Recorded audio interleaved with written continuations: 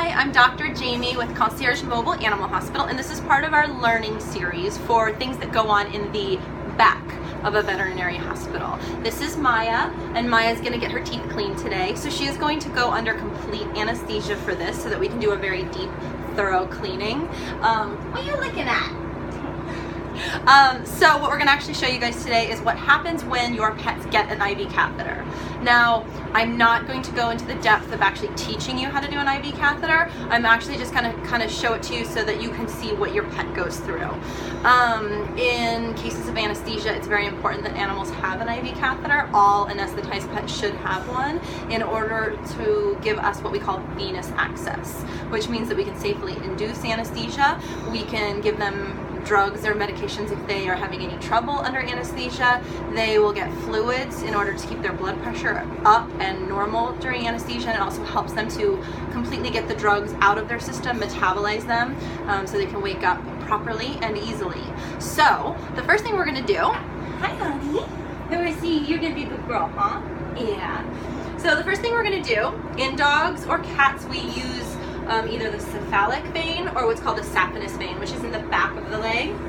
We're going to remove all the hair from the area. Good girl.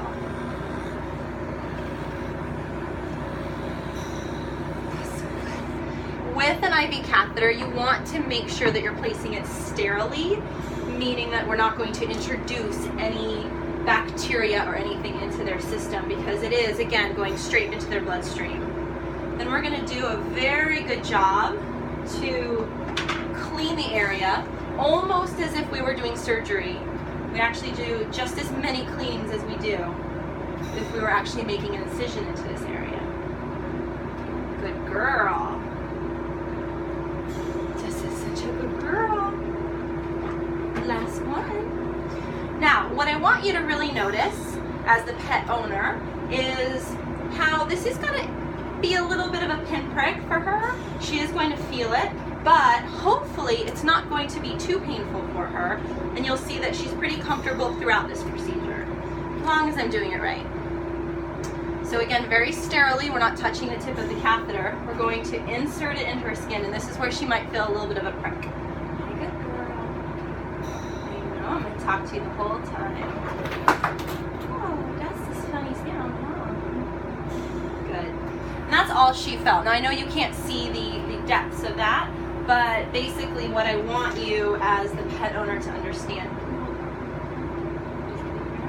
is that the catheter itself is not particularly painful for her.